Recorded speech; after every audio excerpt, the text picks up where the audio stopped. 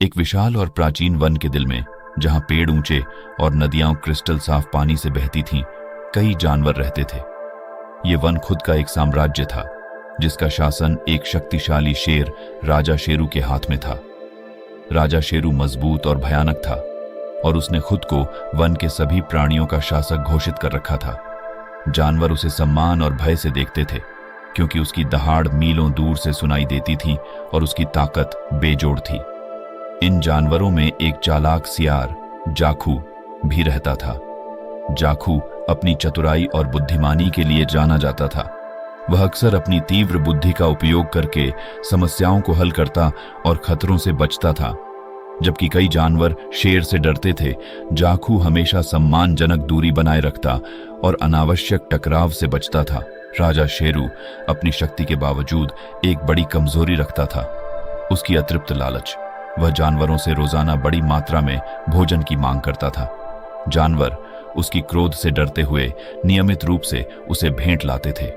हालांकि समय के साथ जानवर इस निरंतर मांग से थक गए थे। छोटे जीव विशेष रूप से जीवित रहने के लिए संघर्ष कर रहे थे।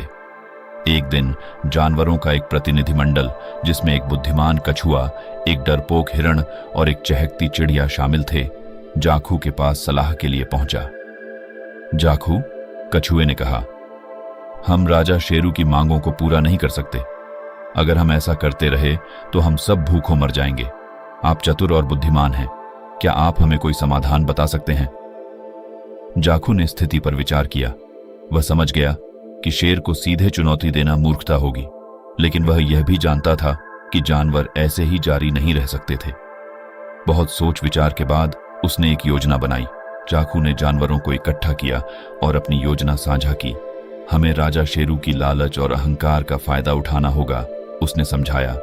मैं उसके पास जाऊंगा और उसे बताऊंगा कि एक और शेर है जो इस वन का असली राजा होने का दावा करता है।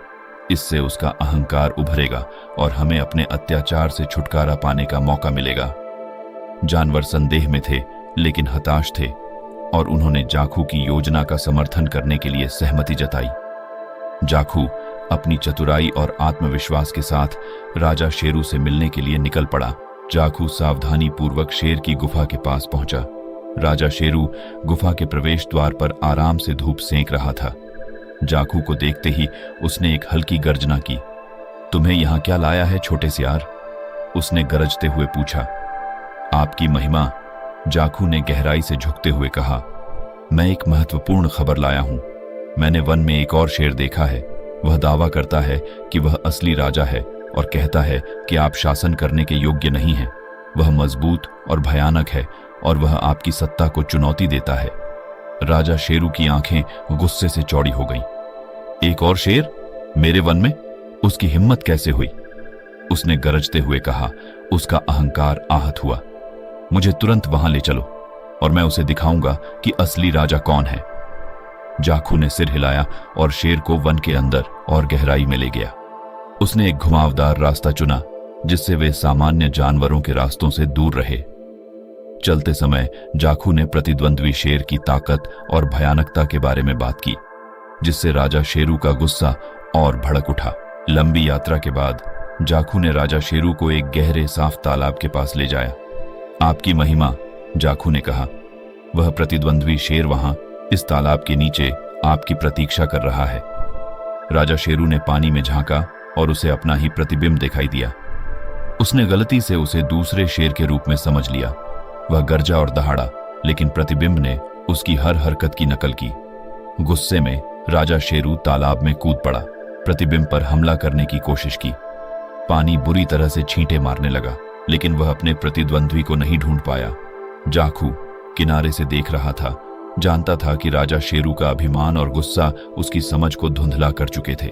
शेर देर से यह समझते हुए कि उसे अपने ही प्रतिबिंब ने धोखा दिया था, वापस तैरने की कोशिश की, लेकिन तालाब गहरा था और उसकी भारी अयाल ने उसे नीचे खींच लिया।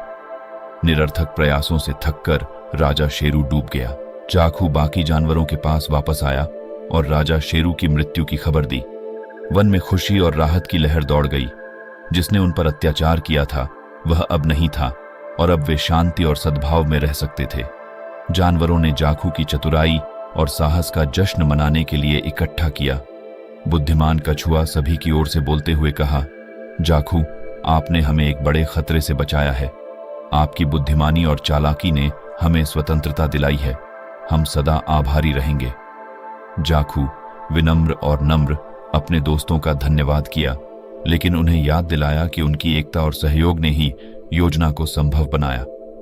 याद रखें, उसने कहा, हम एक साथ अधिक मजबूत हैं। जब हम अपने दिमाग का उपयोग करते हैं और एक साथ काम करते हैं तो हम किसी भी चुनौती का सामना कर सकते हैं। राजा शेरू के जाने के बाद जानवरों ने एक परिषद की स्थापना की जहां सभी प्राणियों की आवाज थी। उन्होंने प्रत्येक प्रजाति के प्रतिनिधियों को चुना ताकि जंगल में निष्पक्षता और न्याय सुनिश्चित हो सके। परिषद नियमित रूप से मिलती थी ताकि मुद्दों पर चर्चा की जा सके और सभी निवासियों को लाभ पहुंचाने वाले निर्णय लिए जा सकें।